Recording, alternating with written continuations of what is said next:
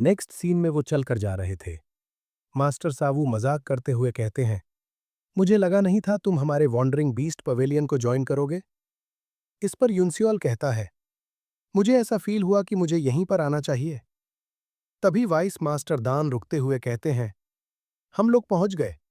ये है मेरा वॉन्डरिंग बीस्ट पवेलियन। इसे देख युनसियोल अपने मन में कहता है, मैं तो इसे एक साइलेंट और सीरियस जगह एक्सपेक्ट कर रहा था। आगे से मास्टर दान कहते हैं, क्या तुम शॉक्ड हो गए? बाकी सभी सेक्ट ने सभी नियर बाय रीजन्स के कमर्शियल राइट्स ले लिए, इसलिए हमारा सेक्ट सेल्फ सफिशिएंसी को प्रायोरिटी देता है। तभी युनसियोल उन सबको देख कहता है, क्या यहां पर मेरी एज का कोई नहीं है? इस पर मास्टर दान बताते हैं, यहां पर हमारे लेजेंड्स के बारे में सुनकर बहुत सारे यंग डिसाइपल्स हमें ज्वाइन करते थे, लेकिन उनमें से बहुत से लोग ट्रेनिंग में ही या तो भाग जाते या फिर मारे जाते। आगे वो कहते हैं, ये प्लेस तुम्हारे लिए ठीक है, अब से तुम इसी झोपड़ी में रहोगे। अगर तुम्हें किसी चीज की जरूरत है तो वहां पर खड़े उस पर्सन को बताना, वो जो भी जरूरी सामान है उसे तुम्हें दे देगा। उसका नाम है ब्लैकस्मिथ वांगुल। और मास्टर सावू से कहते हैं, चलो अब हमें जाना चाहिए। मास्टर सावू युनसियोल के पास आकर कहते हैं, खुद का ध्यान रखना और ट्रेनिंग पर फोकस करना। आगे से युनसियोल पूछता है, क्या आप मेरे साथ यहां पर नहीं रुक रहे? इस पर मास्टर दान कहते हैं, मास्टर सावू सीक्रेट पवेलियन के मास्टर हैं। उसके पास कोई भी राइट्स नहीं है कि वो स्वॉर्ड डेमन के आगे तुम्हें प्रोटेक्ट करने के लिए खड़े हो, इसलिए उसे अपने एक्शंस की प्राइस चुकानी होगी। इस पर युनसियोल कहता है, क्या वो लोग तुम्हें मार डालेंगे? आगे से मास्टर सावू कहते हैं, डोंट वरी, ये एक लाइट पनिशमेंट है और इसमें ज्यादा टाइम भी नहीं लगेगा। और एक थप्पड़ लगाते हुए कहते हैं, नाराज मत हो, क्योंकि मैं यहां पर नहीं हूं। ये पर्सन तुम्हारा अच्छा ख्याल रखेगा। युनसियोल उन्हें मासूमियत से जाते हुए देखता है और कहता है, अपना ख्याल रखना। आगे मास्टर दान युनसियोल को आवाज लगाते हुए कहते हैं, तुम अभी खुद को वॉन्डरिंग बीस्ट पवेलियन का एक डिसाइपल नहीं कह सकते हो। इस पर युनसियोल भी सोच में पड़ गया था कि मास्टर ये क्या कह रहे हैं। आगे मास्टर दान कहते हैं, तुम 10 डीमन मास्टर में से एक बन गए हो, लेकिन इसका यह मतलब नहीं होता कि तुम ऑफिशियली वॉन्डरिंग बीस्ट पवेलियन के डिसाइपल हो, क्योंकि एक वीकलिंग कभी वॉन्डरिंग बीस्ट पवेलियन का डिसाइपल नहीं बन सकता। युनसियोल शांति से उनकी बात सुनता है और चिल्लाकर कहता है, आपके कहने का मतलब मुझे बस स्ट्रांग होना होगा और बाकी किसी चीज की जरूरत नहीं। इस पर मास्टर दान कहते, हाँ बिल्कुल सही, हमारे यहां फालतू की मीनिंगलेस फॉर्मेलिटीज नहीं है, क्योंकि वॉन्डरिंग बीस्ट पवेलियन का डिसाइपल खुद में ही एक पूरा वॉन्डरिंग बीस्ट पवेलियन है। इसलिए हमें किसी शपथ लेने की जरूरत नहीं, और तुम भी बाकी सभी चीजों के बारे में सोचना छोड़ दो। बस मार्शल आर्ट सीखो और स्ट्रॉन्गर बनते जाओ, जिसकी वजह से तुम्हें वॉन्डरिंग बीस्ट पवेलियन के डिसाइपल के तौर पर एक्नॉलेज किया जाए। यहां पर जो कोई भी है वो सभी तुम्हारे मेंटर है, लेकिन ये उन पे है कि वो तुम्हें सिखाना चाहते हैं या नहीं। आगे हमें आयरन पीक माउंटेन को दिखाया जाता है। युनसियोल भारी सांसें ले रहा था और ऊपर पहाड़ की चोटी की ओर देखता है। युनसियोल माउंटेन चढ़ रहा था, लेकिन अभी वो बस आधे रास्ते में ही था। आगे वो सोचते हुए कहता है, ये माउंटेन तो काफी बड़ा है। और मास्टर दान की बात याद करता है। उन्होंने कहा था कि कल आयरन पीक माउंटेन पर जाना, वहां पर कोई ऐसा है जो तुम्हें best internal energy cultivation technique को सिखाएगा। आगे हमें पहाड़ की चोटी को दिखाते हैं। युनसियोल कैसे न कैसे करके ऊपर पहुंच ही जाता है। तभी कोई कहता है, क्या तुम ही वो हो जिसे 10 डीमन मास्टर में से एक चुना गया है? आगे एक टकला मॉन्क खड़ा था।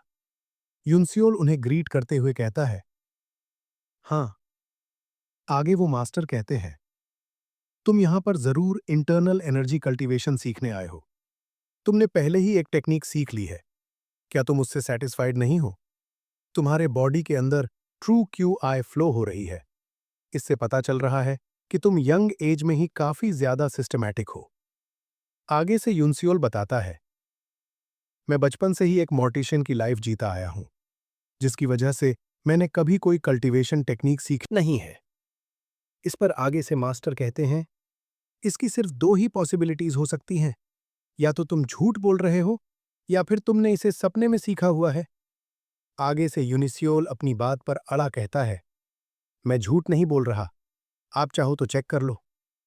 इस पर आगे से मास्टर सोचते और यूनिसियोल का हाथ पकड़ सेंस करते हुए कहते हैं, अगर तुम झूठ बोल रहे हो तो मैं तुम्हारी ट्रू क्यू आई को डिस्ट्रॉय कर दूंगा। इस पर यूनिसियोल भी एग्री हो जाता है। मास्टर ऐसे ही कुछ देर यूनिसियोल का हाथ पकड़ एग्जामिन करते हैं। तभी वो शॉक्ड होकर कहते हैं, ये बच्चा, लेकिन वो सर्कुलेट नहीं हो रही है। इसका मतलब उसने ट्रू क्यू को अपने लोअर दंतियन में कलेक्ट करके रखा है, और वो भी बिना किसी टेक्निक को यूज किए। तभी वो पूछते हैं, मुझे बताओ वो कौन है जिसने तुम्हें ट्रू क्यू आई को कलेक्ट करना सिखाया है। यूनेसियोल इसे सुन सोचते हुए कहता है, आखिर आपके कहने का क्या मतलब है। आगे वो मास्टर कहते हैं, क्या तुम्हें किसी ने पास्ट में अपने माइंड को कंट्रोल करना या फिर कोई ब्रीद टेक्निक सिखाई है। इस पर यूनेसियोल 2023 कहता है, मेरे ग्रैंडपा ने मुझे पहले एक ब्रीदिंग टेक्निक सिखाई थी। वो मास्टर कहते हैं, चलो मुझे उसे दिखाओ। इसे सुन यूनेसियोल खुद के माइंड को शांत करता है और अपनी ब्रीदिंग टेक्निक को यूज कर आजू बाजू की सारी ट्रू क्यू आई को अपने अंदर लेने लगता है। आगे से वो मास्टर इसे देख कहते हैं, वो इसे खड़े होते हुए कर रहा है। इसका मतलब उसके लिए किसी भी पोजीशन में क्यू आई सर्कुलेट करना पॉसिबल है। और मुझे ये बात मेंशन करने की जरूरत नहीं, ये डेफिनेटली वही टेक्निक है। तभी वो यूनसियोल को रुकने के लिए कहते हैं और पूछते हैं, क्या तुम्हारे ग्रैंडफादर ने तुम्हें ये सिखाया है। इस पर यूनसियोल हाँ कहते हुए बताता है, जब मैं ग्रैंडपा के साथ लाशों से खेलता था तब उन्होंने मुझे ये टेक्निक सिखाई। उन्होंने कहा था कि ये बेस्ट टेक्निक है कफन के अंदर सांस लेने के लिए। इसे सुन मास्टर आगे से कहते हैं, ये कोई सिंपल ब्रीदिंग टेक्निक नहीं है, ये एक मेथड है जिससे तुम ट्रू क्यूआई को अपने डांटियान में कलेक्ट कर सकते हो। ये एक क्यू की सर्कुलेशन और ब्रीदिंग प्रैक्टिस है जो कि बाकी सभी से अलग है। तुम्हारे दांतियान में ऑलरेडी 10 सालों जितनी इंटरनल एनर्जी स्टोर्ड है। और आगे कहते हैं, तुम्हारे ग्रैंडफादर का नाम क्या है। इस पर यूनसियोल बताता है, बू जानियांग। इसे सुन मास्टर कहते हैं, पूरे मुरिम में सिर्फ एक ही पर्सन उस नाम का है जिसे कभी strongest swordsman in demon path और former vice master of the demon palace कहा जाता था। वही है बू जानियांग। इसे सुन यूनसियोल खौफ से भर गया था और सोचता हुए कहता है, क्या ग्रैंडपा डिमन पैलेस के वाइस मास्टर थे। नहीं, ऐसा नहीं हो सकता है।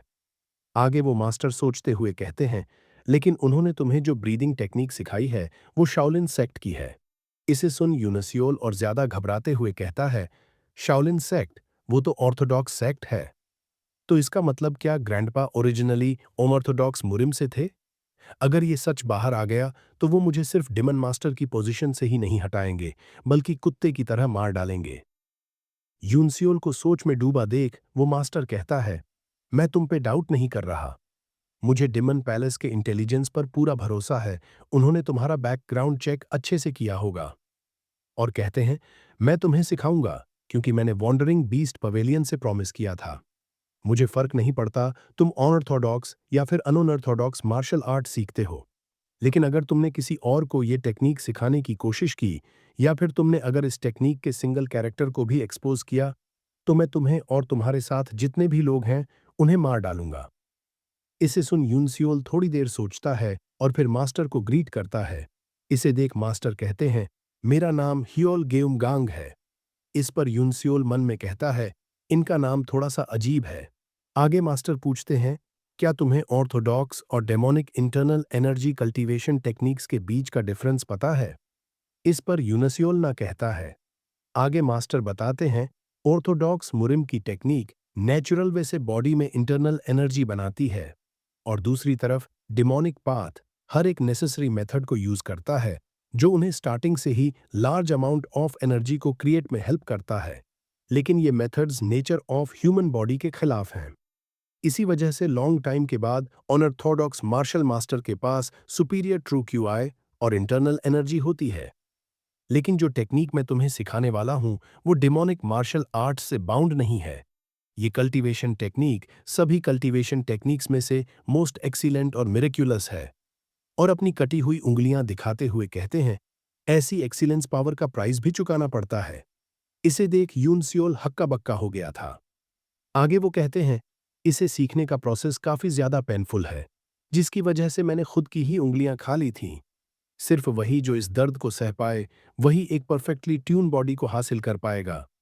मैं पहले यूनान के एजियो ड्रैगन टेम्पल में एक मार्शल मास्टर था, लेकिन मुझे मर्डर में फ्रेम कर मेरी इंटरनल एनर्जी को सील्ड कर लात मारकर वहां से निकाल दिया। मुझे रिकवर करने के लिए वॉन्डरिंग बीस्ट पवेलियन ने हेल्प की, और मैंने प्रॉमिस कर दिया कि मैं उनके डेप्ट को रिपे के लिए अपनी इंटरनल एनर्जी कल्टीवेशन टेक्निक्स को सिखाऊंगा। अगर तुम उसे सीख नहीं पाए तो मैं अपने प्रॉमिस को फुलफिल नहीं कर पाऊंगा। इसके लिए मैं पहले तुम्हें टेस्ट करूंगा।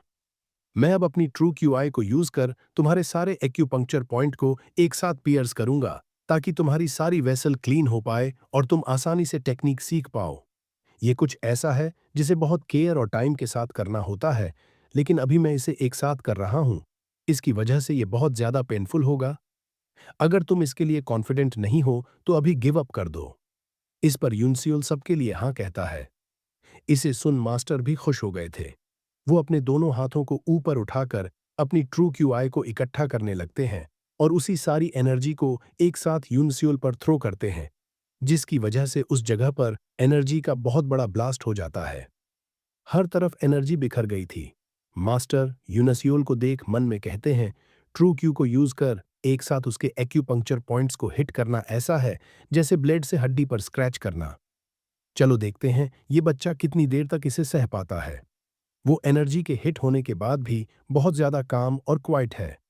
उससे किसी तरह के इम्प्योरिटीज की बैड स्मेल भी नहीं आ रही है। क्या इसका मतलब ये लड़का पूरी तरह से प्योर है? वो दोनों भी आमने सामने खड़े थे और वो एनर्जी अटैक खत्म हो जाता है। आगे से मास्टर ह्योल दांत दिखाकर हंसते हुए कहते हैं, उसकी वेसल्स में कोई भी टेंटेड एनर्जी नहीं है, और बहुत ज्यादा जोर जोर से हंसने लगते हैं। वो पूछते हैं, क्या तुमने अपना नाम बू यूनसियोल बताया था? इस पर यूनसियोल भी हाँ कहता है। आगे मास्टर बहुत ज्यादा खुश होकर अपनी एनर्जी रिलीज करते हुए कहते हैं, मैं तुम्हें सिखाऊंगा मेरी इंटरनल एनर्जी कल्टीवेशन टेक्निक। और ऐसे ही करते हुए आधे साल का वक्त बीत जाता है। हमें एक पर्सन को पहाड़ की चोटी पर दिखाया जाता है।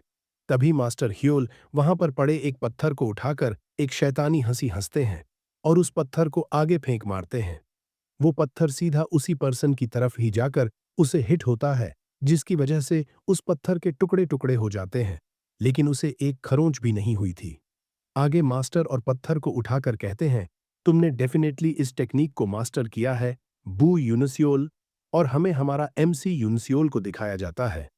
वो काफी ज्यादा मस्कुलर और हैंडसम लग रहा था। वो वहीं पर स्वैग में खड़ा था, जिसे देखते हुए मास्टर कहते हैं, मुझे इस टेक्निक को सीखने के लिए 3 साल लगे थे, लेकिन उसने इसे बस आधे साल में ही सीख लिया। वो मैंने जितना एक्सपेक्ट किया था उससे काफी अच्छा कर रहा है। उसने सर्कुलेशन टेक्निक को सीखने के बाद अपनी इतने सालों तक कलेक्ट की हुई ट्रू क्यूआई को डिस्पर्स कर दिया। उसने अपने पोटेंशियल से ज्यादा ग्रो किया और वो अब ज्यादा हेल्दी भी लग रहा है। आगे से मास्टर कहते हैं, चलो अब शुरू करते हैं। इस पर यूनिसियोल भी हाँ कहता है। वो वहीं पर बैठकर मेडिटेशन स्टेट में कल्टीवेट करने लगता है और सोचते हुए कहता है, मैं फर्स्ट लेवल तक पहुंच पाया, लेकिन मेरे लिए ये काफी नहीं है। इस सर्कुलेशन टेक्निक में 8 लेवल्स हैं। मुझे ये जगह छोड़ने से पहले एटलीस्ट सेकंड लेवल तक तो पहुंचना ही होगा। और वो फुल फोकस से मेडिटेट करने लगता है। इसे देख मास्टर कहते हैं, ये कमीना बच्चा क्या कर रहा है? ये तो second level of unattended bone and muscle. जब तुम इस लेवल पर पहुंच जाओ तो तुम्हारे बोन और मसल्स मैक्स एफिशिएंसी पर पहुंच जाएंगे, लेकिन इस टाइप के सडन चेंज की वजह से तुम्हारी बॉडी पर बहुत ज्यादा बर्डन पड़ेगा। तभी मास्टर यूनसियोल के पीछे आकर कहते हैं, अपने जितने भी अननेसेसरी थॉट्स हैं उन सबको छोड़ दो और फोकस करो। और मन में कहते हैं, बॉडी में आए इस सडन चेंज की वजह से वो ट्रू क्यू आई को संभाल नहीं पा रहा, और अगर ऐसे ही चलता रहा तो खुद को इंटरनली बहुत ज्यादा इंजर्ड कर लेगा। लगता है मुझे अपनी प्राइमोर्डियल ट्रू क्यू आई को यूज कर उसकी हेल्प करनी होगी, और अपनी ट्रू क्यू को यूनसियोल के बॉडी में ट्रांसफर करने लगते हैं। इसकी वजह से यूनसियोल की तकलीफ भी कम हो गई थी। कुछ देर बाद यूनसियोल अचानक से अपनी आंखें खोलता है।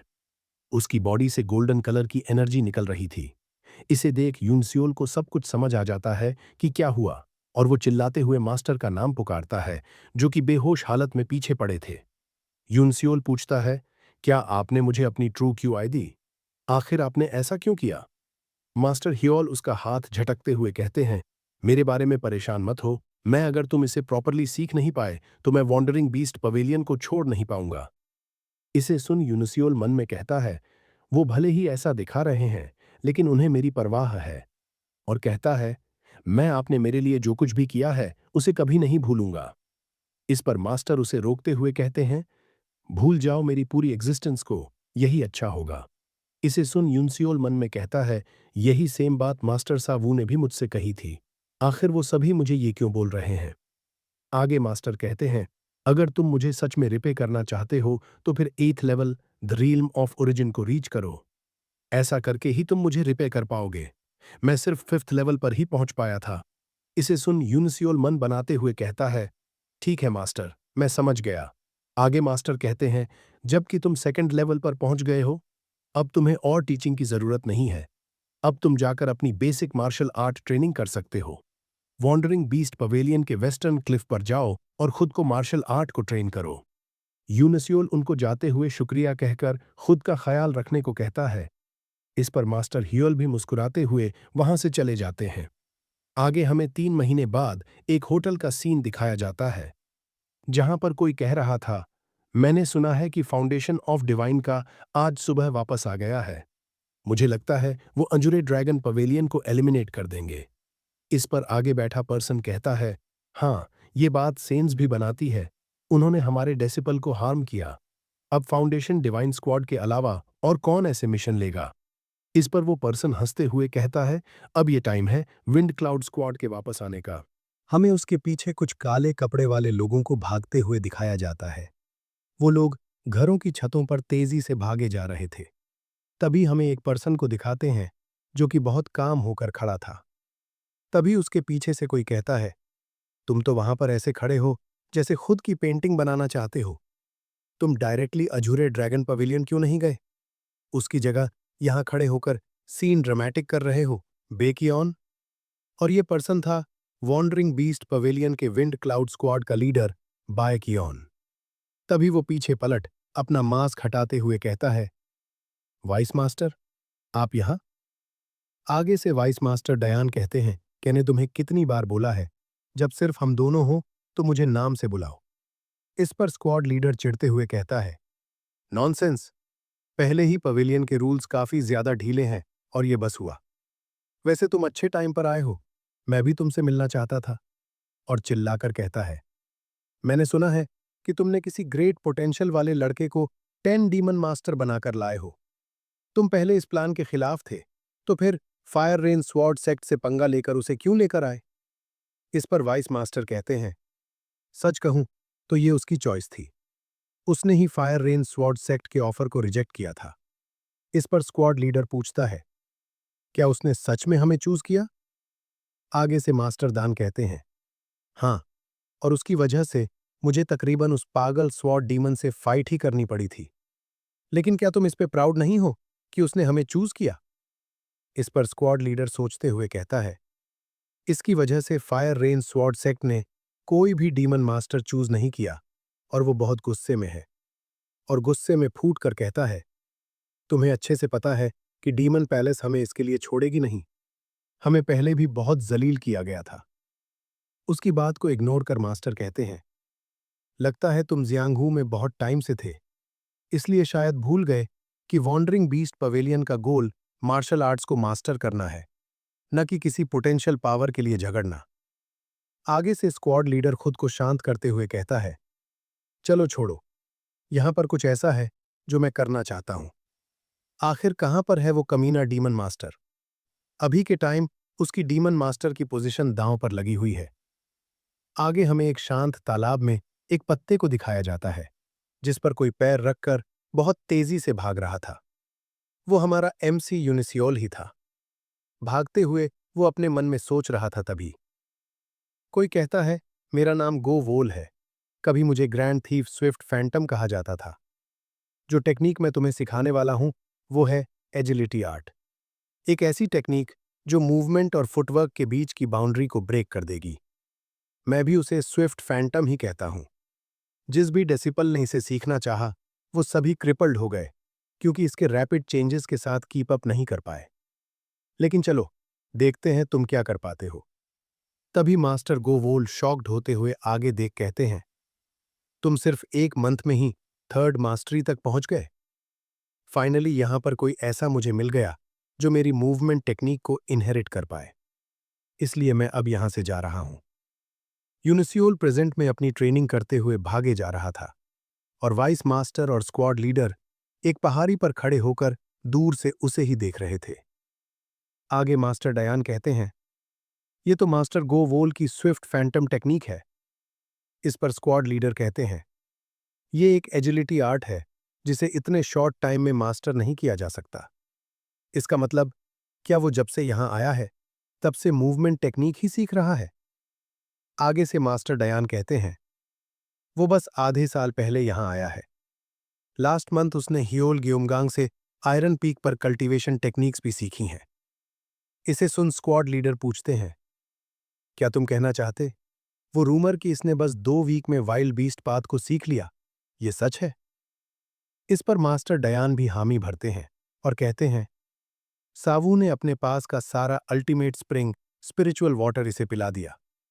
लगता है ये यूज कर गया उसके ट्रांसेंडेंट नर्व प्लेक्सेस को जल्दी ओपन अप करने में। लेकिन सिर्फ वही चीज उसे वाइल्ड बीस्ट पाथ सीखने के लिए काफी नहीं थी। जहां पर बस 12 डीमन मास्टर होने चाहिए, वहां पर अब 14 डीमन मास्टर हैं। ये बात भी काफी ज्यादा शॉकिंग है। पवेलियन मास्टर अपनी आइसोलेशन ट्रेनिंग से जल्दी नहीं निकलने वाले, इसलिए मैं उनकी जगह पर सारे काम कर रहा हूं। आगे स्क्वाड लीडर कहते हैं, 10 डीमन मास्टर का प्लान डीमन पैलेस का था। इसकी वजह से उनकी कंप्लेंट्स के बारे में भी तुम्हें पता ही होगा। इस पर मास्टर दान कहते, वॉन्डरिंग बीस्ट पवेलियन सिर्फ सर्वाइवल ऑफ द फिटेस्ट को प्रायोरिटी देता है, लेकिन वो सिर्फ उनके सक्सेसर को चूज करते हैं। मुझे पता है वो काफी गुस्सा है। 10 डीमन मास्टर बनने का गोल ये था कि वो घुसपैठ कर टारगेट को मार सके। इसे सुन स्क्वाड लीडर कहते हैं, क्या तुम्हें ये पता है? लेकिन लगता है कुछ डिमोनिक सेक्ट इससे अनजान है। उनके पास उनके चुने हुए डेसिपल हैं जो सक्सेसर बनेंगे 10 डीमन मास्टर कंपटीशन में। आगे से मास्टर दान कहते हैं, अगर उनके पास उतना टैलेंट और पोटेंशियल है तो वो ऐसा कर सकते हैं। आगे स्क्वाड लीडर बताते हैं, नॉर्मली यही होना था। और यूनसियोल की ओर फिंगर पॉइंट करते हुए कहते हैं, लेकिन इस बच्चे की वजह से वाइट डीमन टेम्पल लीडर का बेटा कॉन्ग मुरियून मारा गया। मुझे लगा था कि सभी डिमोनिक सेक्ट थर्ड ट्रायल के लिए राजी हैं, लेकिन उसका बेटा मारा गया। अब क्या ही कर सकते हैं? लेकिन यहां सिर्फ वाइट डीमन टेम्पल ही नहीं, बल्कि फायर रेन स्वॉर्ड सेक्ट भी इशू बना रही है। एक ऐसा जो उनके सेक्ट का डिसाइपल न होते हुए उनकी एडवांस्ड स्वॉर्ड टेक्निक को सीख लिया। स्वॉर्ड डीमन ने एक कमिटी बनाई है। चेहोन वूंगैंग को पोजीशन से हटाकर जेल में बंद कर दिया है। जैसे कि उन्होंने जिसे सिखाया है उसे पनिश किया। वो चाहते हैं कि जिसने सीखा उसे भी पनिश किया जाए। इस पर मास्टर दान पूछते हैं, आखिर उन्हें अब चाहिए क्या? आगे से स्क्वाड लीडर कहता है, वो इसे टेस्ट करना चाहते हैं। वो सच में 10 डीमन मास्टर बनने के लिए क्वालिफाइड है या नहीं? इस पर वाइस मास्टर कहते हैं, ये नॉनसेंस है। ये लड़का अब वॉन्डरिंग बीस्ट पवेलियन का डिसिपल है। वो कैसे डिमांड कर सकते हैं कि हमारा डिसाइपल स्वॉर्ड यूज ना करे? और आगे देखते हैं, जहां पर यूनसियोल भी उन्हें ही देख रहा था। तभी यूनसियोल एक जंप लगाकर उनके पास आ जाता है और कहता है, आप यहां पर आ गए, वाइस मास्टर? आगे स्क्वाड लीडर पूछते हैं, क्या तुम ही पवेलियन के डीमन मास्टर हो? वाइस मास्टर उनका इंट्रोडक्शन देते हुए कहते हैं, ये मास्टर बेकियोन है, विंड क्लाउड स्क्वाड के लीडर। यूनसियोल आगे से उन्हें हाथ जोड़कर ग्रीट करता है। तभी वो कहते हैं, मुझे तुमसे कुछ कहना था। इसे देख वाइस मास्टर उसे रोकने लगते हैं और कहते हैं, उसे ये बात बताने की कोई जरूरत नहीं है। यूनसियोल आगे से कहता है, अगर मेरी वजह से कोई प्रॉब्लम हुई है तो मैं उसकी पूरी रिस्पॉन्सिबिलिटी लूंगा। मैं माफी मांगता हूं क्योंकि मैं भागते हुए wandering beast path QI vibration mind eye technique को यूज कर रहा था, इसलिए मैंने सब सुन लिया। आगे स्क्वाड लीडर पूछते हैं, तुम्हारा मतलब जो टेक्निक वाइब्रेशन ऑफ QI को सुनती है और उसे तुमने मूवमेंट करते हुए यूज किया? यूनसियोल आगे से हाँ कहते हुए बताता है, मैंने वाइब्रेशन ऑफ वाटर सरफेस को फॉलो किया। आगे से वाइस मास्टर बताते हैं, वो हमेशा ही ऐसा करता है। इसे सुन स्क्वाड लीडर अपनी मुट्ठी भींचते हुए कहते हैं, इसके जैसा एक जीनियस यहां पर है, क्या हम इस पर अपना भरोसा नहीं कर सकते? इसे सुन वाइस लीडर कहते हैं, क्या तुम इसे टेस्ट में भेजना चाहते हो? वो लोग इसे जान से मार डालेंगे। इस पर स्क्वाड लीडर कहते हैं, डीमन पैलेस का पर्पस वाइट डीमन टेम्पल के लीडर को खुश करना है। मैं श्योर हूं वो इसे जान से नहीं मारेंगे, लेकिन अगर तुमने इसे रिजेक्ट कर दिया तो बहुत सारी दिक्कतें होंगी। इस सभी बातों को सुन युनसियोल आगे से कहता है, मैं इसे करने के लिए तैयार हूं। इसे सुन वाइस मास्टर भड़क जाते हैं। युनसियोल आगे कहता है, मैं डीमन पैलेस में जाने के लिए तैयार हूं।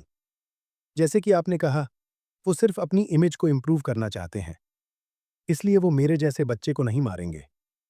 और वैसे भी वॉन्डरिंग बीस्ट पवेलियन का डिसाइपल होने की वजह से अगर तुम पास हो गए तो उनसे ये वादा लेना कि वे इन सभी बातों को भूल जाएंगे। अगर वो ऐसा वादा करते हैं तो मैं तुम्हें टेस्ट देने की अनुमति देता हूं। इस पर युनसियोल भी उन्हें ग्रीट कर सम्मान दिखाता है। आगे हमें युनसियोल को कहीं पर दिखाया जाता है। वो अपनी सोच में कहता है, जब मैं पहली बार यहां आया था मुझे मार्शल आर्ट्स के बारे में कुछ भी पता नहीं था, लेकिन अब मैं डीमन पैलेस में वॉन्डरिंग बीस्ट पेविलियन का डीमन मास्टर बनकर जा रहा हूं। आगे खड़ा गार्ड कहता है, ये जगह ऑल एनकम्पासिंग पेविलियन है जिसको brain of the demon palace कहा जाता है। जैसे ही तुम अंदर जाओगे कोई और तुम्हें गाइड करेगा। यूनिसियोल ये सुनकर आगे बढ़ता है। जैसे ही वो गेट खोलकर अंदर जाता है वो काफी ज्यादा हैरान हो गया था। उस ऑफिस के अंदर दो लोग थे। तभी जो पर्सन खड़ा था वो कहता है, वॉन्डरिंग बीस्ट पवेलियन से मिस्टर बू यहां पर आ गए हैं। युनसियोल भी वहां पर आकर उन्हें ग्रीट कर रिस्पेक्ट शो करता है। आगे वो पर्सन कहता है, मेरा नाम बाएक जूचेहोन है और मैं इस पवेलियन का मास्टर हूं।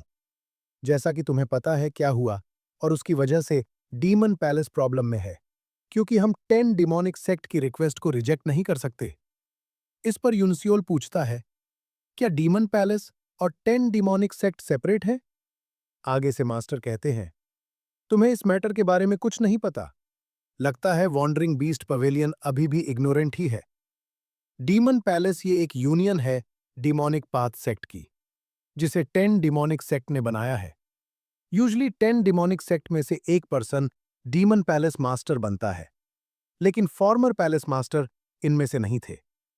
इसे सुन यूनसियोल सोचते हुए कहता है, लगता है वो दोनों एक दूसरे से कोऑपरेट कर रहे हैं। आगे वो कहते हैं, सच कहूं तो 10 डीमन मास्टर्स का प्लान सिर्फ 10 डिमोनिक सेक्ट के लिए सक्सेसर चूज करना नहीं, बल्कि 10 demon master competition orthodox murim alliance के उच्च अधिकारियों को मारने के लिए है। और ये सब 10 डीमन मास्टर कंपटीशन में होगा, जहां पे सभी लोग अपनी मौत से मिलेंगे। ये सभी तुम्हारी वजह से खराब हो गया। अब डीमन पैलेस बड़ी मुश्किल में है। इस पर यूनसियोल भी आगे से राजी था। इसे देख मास्टर कहते हैं, लगता है तुम सभी चीजों के लिए प्रिपेयर होकर आए हो। आगे से यूनसियोल कहता है, हाँ, मैं किसी भी टाइप के एग्जाम के लिए रेडी हूं। इसे सुन मास्टर भी कहते हैं, ऑल राइट, ठीक है, लगता है मैंने बहुत बातें कर ली। चलो अब पॉइंट पर आते हैं। फायर रेन स्वॉर्ड सेक्ट और व्हाइट डीमन पैलेस ने तुम पे फेवर किया है। तुम्हें परमिशन दी गई है कि तुम 10,000 डिमोनिक ट्रुथ पवेलियन, जहां पर हर टाइप की मार्शल आर्ट बुक्स रखी हुई हैं, वहां पर जाने का। ये गोल्डन ऐप प्लाग है जिसे तुम 10,000 डिमोनिक ट्रुथ पवेलियन के 3 फ्लोर में से फर्स्ट फ्लोर पर जा सकते हो। फर्स्ट फ्लोर लोअर ग्रेड है, लेकिन फिर भी उसमें 25,000 different books of martial art है। ये तुम्हारे लिए एडवांटेज है, लेकिन इसका ये मतलब भी है, तुम्हारे 0 चांस हैं कि तुम इस एग्जाम को पास कर पाओ। तुम्हारा एग्जाम ये है कि व्हाइट डीमन टेम्पल की तरफ से चुने गए मास्टर के 5 अटैक को सहना होगा। हेड इंस्ट्रक्टर ने कंपटीशन में अपनी पोजीशन को गिव अप कर दिया ताकि तुम पास हो पाओ। मैंने उनसे काफी बार इसका रीजन पूछा, लेकिन वो कुछ नहीं बोले। मैं होप करता हूं कि मुझे तुम्हारे जरिए आंसर का पता चले। युनसियोल वहां से बाहर निकल आता है। तभी मास्टर जिन वहां पर चलकर आते हुए युनसियोल को आवाज लगाते हैं और कहते हैं, मैंने न्यूज़ सुनी है, तुम यहां पर एग्जाम के लिए आए हुए हो। इस पर युनसियोल भी हामी भरता है। आगे मास्टर बताते हैं, मेरे ऑल एनकम्पासिंग पवेलियन के साथ बहुत कनेक्शंस हैं और मैंने ही हेड इंस्ट्रक्टर की हेल आइलैंड में हेल्प की थी। तभी उनकी नज़र युनसियोल के हाथ में पकड़े टोकन पर जाती है, जिसे देख वो कहते हैं, क्या तुम 10,000 डिमोनिक ट्रुथ पवेलियन में जा रहे हो? जैसे कि तुम मेरे कभी डिसाइपल थे, मैं तुम्हें एक एडवाइस देता हूं। जियांगहू एक खतरनाक जगह है। कोई भी बिना किसी रीजन के किसी की हेल्प नहीं करता। ये भी वही सेम सिचुएशन है। पेड़ अपने जड़ों से ही ग्रो करते हैं। मेरी इस बात को हमेशा याद रखना। इसे सुन युनसियोल उन्हें शुक्रिया कहता है। इस पर मास्टर कहते हैं, मैं होप करता हूं कि सब कुछ अच्छा हो। आगे हमें युनसियोल को पहाड़ी में बने एक दरवाजे के आगे दिखाया जाता है। युनसियोल आगे देख कहता है, तो ये है 10,000 डिमोनिक ट्रुथ पैलेस। और वो दरवाजा खोलकर अंदर चला जाता है। उस जगह पर सैकड़ों किताबें रखी हुई थीं, एक बहुत बड़ी लाइब्रेरी। इसे देख युनसियोल काफी चौंक गया था। वो आजू बाजू देखते हुए कहता है, ये कोई रेगुलर लाइब्रेरी नहीं है। क्या यहाँ की सारी बुक्स मार्शल आर्ट्स हैं? चलो देखते हैं।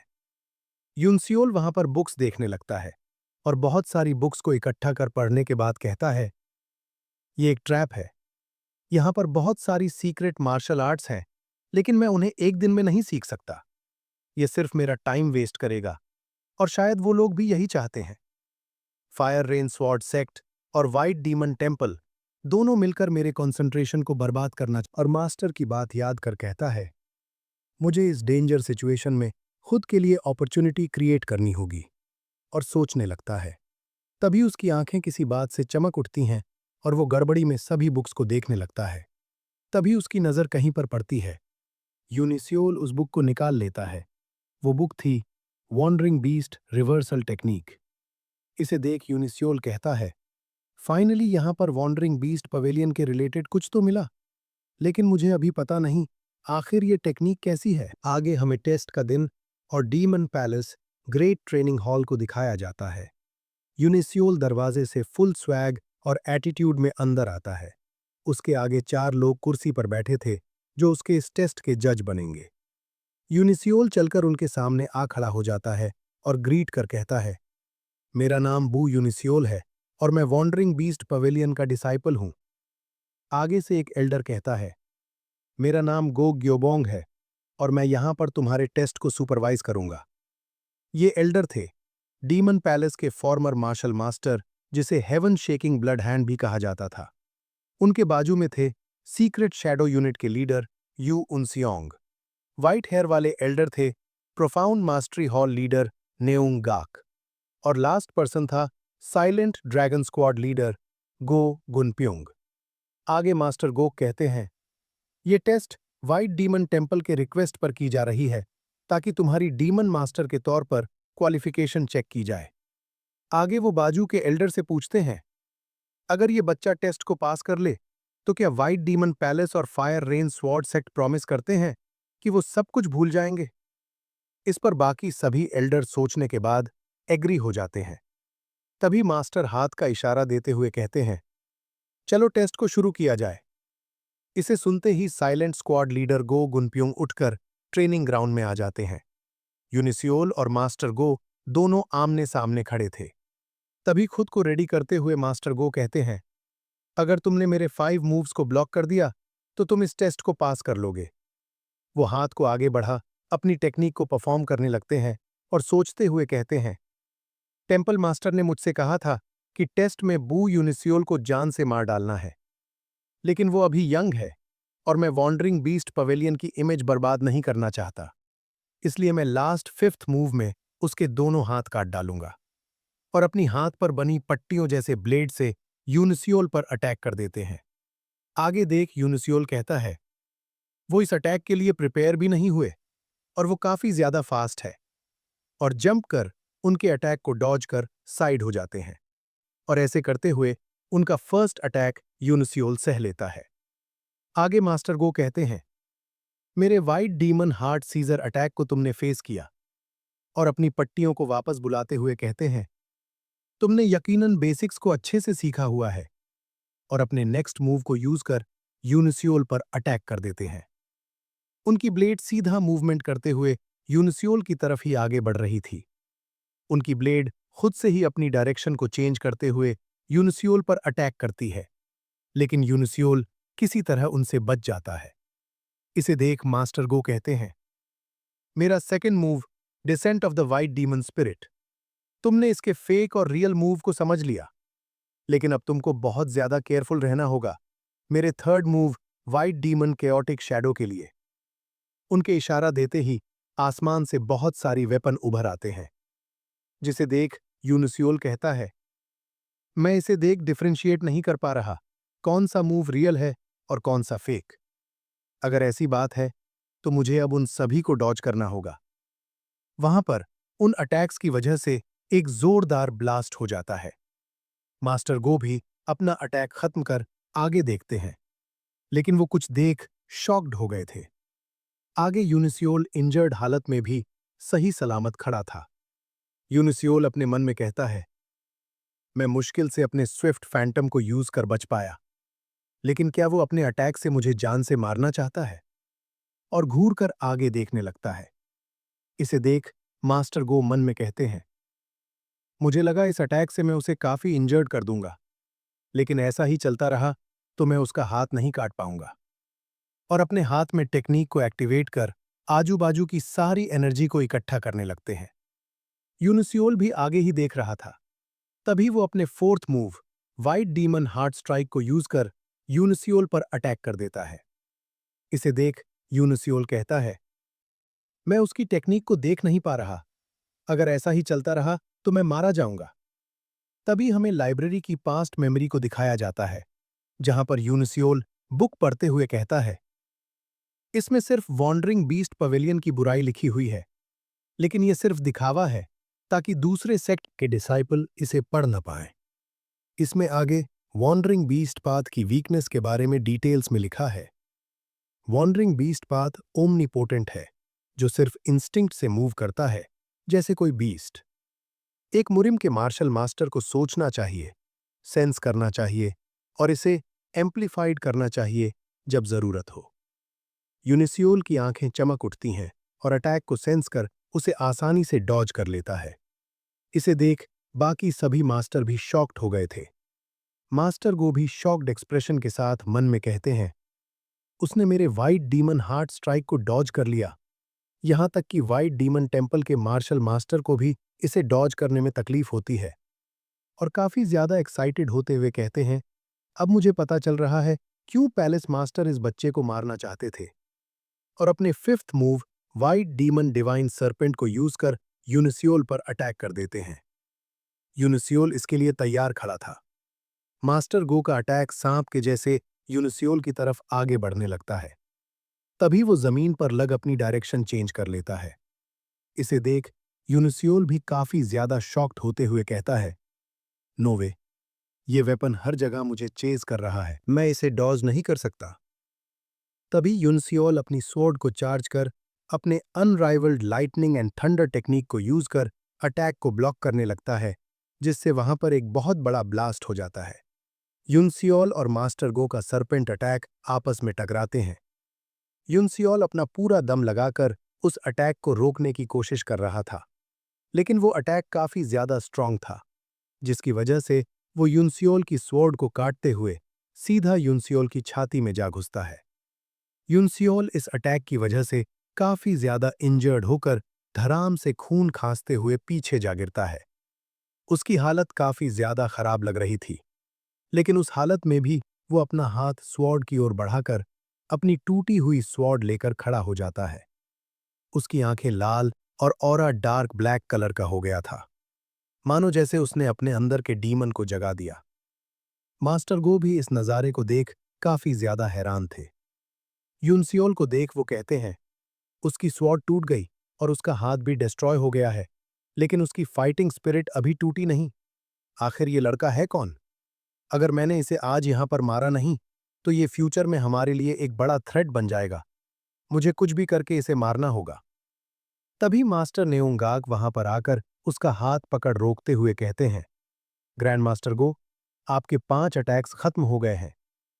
मास्टर गो उसका हाथ झटकते हुए कहते हैं, ये तुम क्या कर रहे हो? इस पर मास्टर गाक कहते हैं, अगर तुम अपना प्रॉमिस नहीं निभाओगे तो मैं भी व्हाइट डीमन पैलेस के साथ किया प्रॉमिस तोड़ दूंगा। तभी मास्टर यू वहां पर आते हुए कहते हैं, इस बच्चे ने unrivalled lightning and thunder technique को टेस्ट में यूज किया, जिसकी वजह से हमें इस टेस्ट को नल्लीफाई कर देना चाहिए। इसे सुन मास्टर नेउंगाक कहते हैं, तुम अब कुछ ज्यादा ही कर रहे हो। ऐसी कोई कंडीशन नहीं थी कि वो unrivalled lightning and thunder technique को यूज नहीं कर सकता। और मुझे लगता है ग्रैंड मास्टर चेओन भी यहां पर होते तो इसे देख उन्हें भी प्राउड फील होता। इस पर मास्टर यू कहते हैं, क्या तुम हमारी इंसल्ट करना चाहते हो?